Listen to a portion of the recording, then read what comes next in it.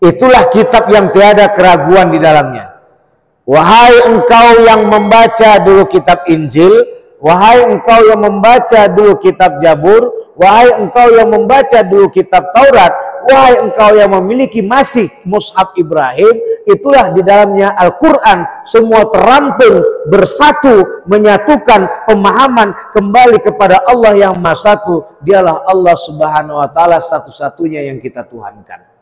Jadi kitab di sini yang diterjemahkan adalah pemersatu dari kitab-kitab samawi yang lain. Maka disitulah tadi hudal lil muttaqin.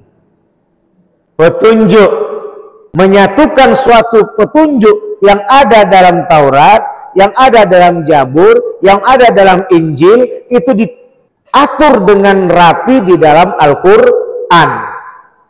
Ini yang dimaksud dengan huda lil muttaqin, untuk orang-orang yang bertakwa. Maka siapapun dia orang-orang yang bertakwa, maka dia akan tetap tanpa ada ragu-ragu untuk mengumandangkan perintah Allah Subhanahu wa Ta'ala, termasuklah perintah puasa.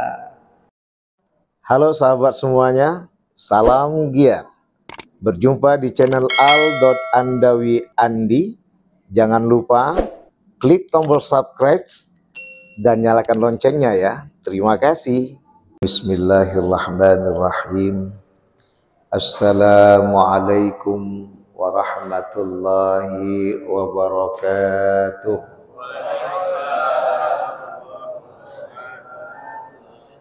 Alhamdulillah wa syukrulillah wassalatu wassalamu ala rasulillah Sayyidina Muhammad wa mawalah. Asyhadu an la ilaha illallah wahdahu la syarikalah, wa asyhadu anna Muhammadan abduhu wa rasuluh la nabiyya ba'dah. Rabbi shrah li sadri wa yassir li amri wahlul 'uqdatam min lisani yafqahu qawli. Yafqahu qawli amma ba'd. Wa qala Allah Ta'ala fi kitabil karim fi surati Al-Baqarah fi ayatil ula ila ayatil thani. A'udzu billahi minasy syaithanir rajim. Bismillahirrahmanirrahim. Alif lam mim. Dzalikal kitabu la raiba fihi hudal lil muttaqin. Sadaqallahul azim. Illa fi afatina bi kulli madarra wa sabqa tahiruka inna syarrad dawabi 'indallah sumul bukmul ladzi la ya'qilun. Bapak-bapak, ibu-ibu, saudara-saudari sekalian, jemaah majlis ta'lim ba'da salat Isya menjelang tarawih. Bapak dan Ibu yang dirahmati oleh Allah, yang jelas sekarang kita ingin menjumpai hakikat puasa. Maka oleh karena itu kita bersyukur kepada Allah Subhanahu wa Ta'ala sampai malam ini kita diberkatinya. Balik kepada rasa syukur kepada Allah Subhanahu wa Ta'ala dan kembali kepada salawat dan salam pada baginda besar Nabi Muhammad sallallahu alaihi wasallam. Ibu-ibu, bapak-bapak, saudari sekalian yang dirahmati oleh Allah. Kembali kita kepada memahami surah Al-Baqarah tadi. Alif lam mim. Di dalam tafsir Ibnu Katsir, tiada berani menyatakan ini mempunyai kandungan makna. Namun diberikan kebebasan bagi siapapun untuk menerjemahkannya.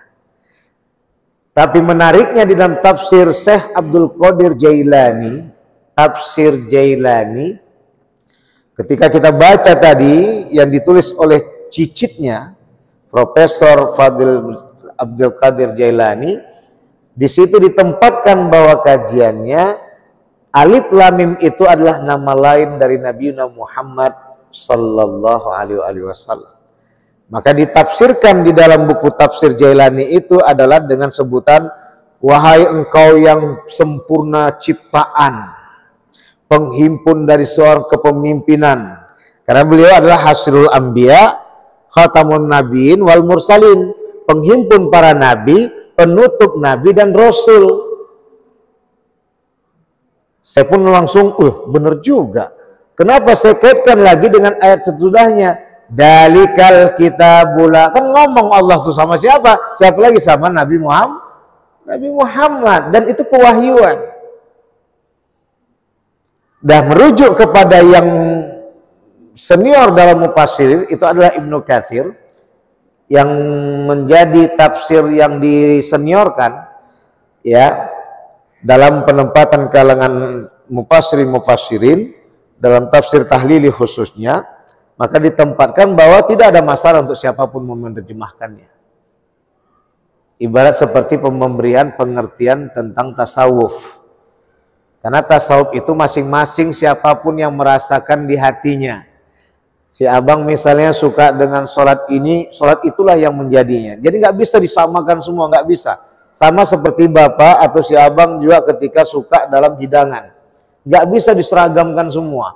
Masing-masing, makanya ada pertanyaan itu, makanan kesukaanmu apa? Nggak bisa, harus semua suka, nggak bisa. Kalau nasi nggak dibilang makanan kesukaan, nasi memang makanan kebutuhan kita kok. Ya, jadi dalam hal ini penempatan kajiannya adalah bahwa disinilah ditetapkan ketika itu alif lam mim ditafsirkan oleh Syekh Abdul Qadir Jailani dalam tafsir Jailaninya, bahwa itu ditujukan kepada Nabi Muhammad SAW. Wahai engkau penghimpun para nabi, pemilik kesempurnaan ciptaan Allah yang Maha Suci, yang menjadi pemimpin kami. Dalikal kitabul la raiba fi. Itulah kitab. Kitab ditafsirkan bukan Alkitab. Kitab ditafsirkan dari sepakat di sini dalam tafsir Ibnu Katsir dan tafsir Jailani, apalagi tafsir Al-Azhar, tafsir Al-Misbah, tafsir Jalalain, tafsir Tahlili menempatkan kitab di sini adalah Al-Qur'an.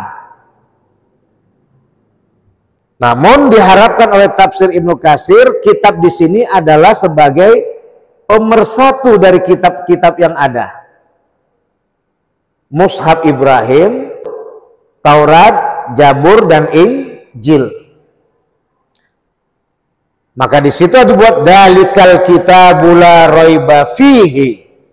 Itulah kitab yang tiada keraguan di dalamnya.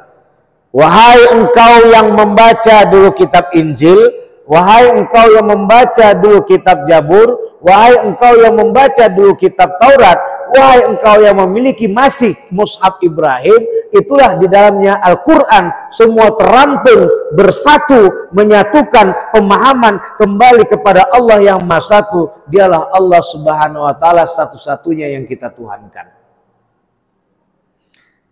Jadi kitab di sini yang diterjemahkan adalah pemersatu dari kitab-kitab samawi yang lain.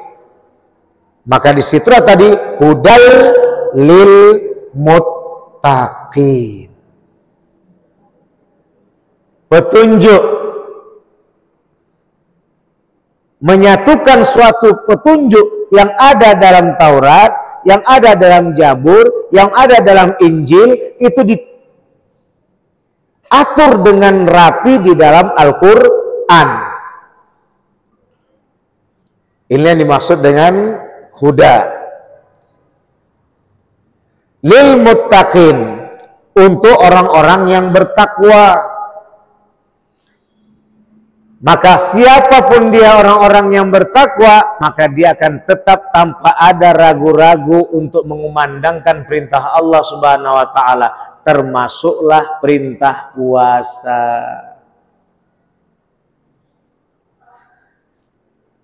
Maka perintah puasa ini nanti akan menjalankan kita kepada ayat berikutnya. Tapi kita korelasikan ini, kita hubungkan ini. Surat Al-Baqarah ayat 1 dan ayat 2 adalah untuk menanamkan sebuah keyakinan yang kita hamba-hamba Allah Subhanahu wa taala, umat Nabi Muhammad SAW yang kita cinta, yang di dalamnya kita adalah berjuang untuk mendapatkan kecintaan Allah yang Maha Esa, disitulah kita harus membuktikan diri kita dengan kecintaan kepadanya dengan berpuasa. Karena kita dan Allah saja yang tahu kita jujur atau tidak, kita masih puasa atau tidak. Masuk waktu aja kita, nggak usah yang waktu kamar mandi Pak, waktu kita mengambil wudhu saja, mau ngambil wudhu saja itu makruh berkumur-kumur, bukan haram. Tapi kan nggak ada si abang waktu itu menakarkan, Ustadz Sapriandi ini untuk takaran kumur-kumur Ustadz, diminumkan ke saya, sini Ustadz tuangkan lagi, akan berkurang Ustadz, mana nih yang kurangnya Ustadz, telannya. Artinya nggak sampai begitu kita untuk menengok orang yang berkumur-kumur kanan kiri kita. Kita bebaskan dia. Tapi di mana panggilannya tadi? Kita buktikan kepada Allah, ya Allah, dengan berkumur-kumur yang tak kau haramkan kepada kami, makruh padahal, tapi tidak ada masalah lagi, tidak kita telan. Bahkan sore, saya baca tadi dalam hadis Bukhari dan hadis Muslim, bahkan juga hadis Abu Daud, ya di situ jelaskan tidak membatalkan dia ketika kita sore hari pun berkumur-kumur. Asal jangan ditelan, itulah dia. Itu yang batal. Ya, maka Rasulullah pagi dan sore itu melakukan siwak. Siwak tadi pun siwak yang basah, jangan yang kering. Setelah bekasnya itu diludahkan, jangan ditelan. Nah, dalam hal ini penempatan kajiannya adalah di sini kita lihat bahwa puasa itu ternyata ada hubungan erat kecintaan kita kepada Allah, bukti keyakinan kita kepada Allah, tiada lagi ragu-ragu. Cemana kita mau tenang Bang kalau kita masih ragu? Ini istriku apa masih pacar kawan tuh ya? Begaduh lawak. Anak sudah 5, yang paling besar sudah mau melahirkan, sebentar lagi jadi cucu, masih ragu. Tapi diselamatkan Allah kita dengan apa? Watawasau bil haqqi watawasau bis sabri. Ragu abang sama kakak, maka ungkapkanlah kayak mana supaya dia, aku nggak mau aku nanti digoda setan nih. Kenapa bang? Ku tengok kau berubah kali begini kayaknya itu semenjak punya HP kau ini, HP kau aja kau pegang, nggak pernah lagi kau lepaskan aku jalan. Jadi kayak mana ini? Oh gini bang, gini. Oh udah lega hatiku. Kalau nggak ditanya, kita berpikir terus itu. Jangan-jangan ada yang di WA-nya yang tempat yang lain. Ini yang proses tentang saling menasihati dalam kebenaran. Baru nanti kita lihat ternyata dia menyembunyikan sesuatu yang nggak mau membebankan kita. Watawasau bis sabri. Saling nasihat menasihati dalam kesabaran. Mudah-mudahan kajian ini kita dapat kajikan bersama dalam diri untuk menyempurnakan puasa Ramadan yang kita cintai. Yakinlah Bapak dan Ibu yang kita sayangi, Allah tak akan pernah berhenti dan tidak akan pernah meninggalkan kita dalam keadaan kezaliman yang berkepanjangan. Yakinlah dalam waktu dekat ini pertolongan Allah nyata akan datang kepada kita. Amin ya Rabbal Alamin. Tanda-tanda dalam ayat kauniyah sudah banyak sekali. Apalagi kemarin ada kita lihat awan yang lain dengan awan yang lainnya. Mudah-mudahan pemimpin adil akan datang pada kita. Wallahu muwaffiq ila aqwamit thoriq. Wassalamualaikum warahmatullahi wabarakatuh.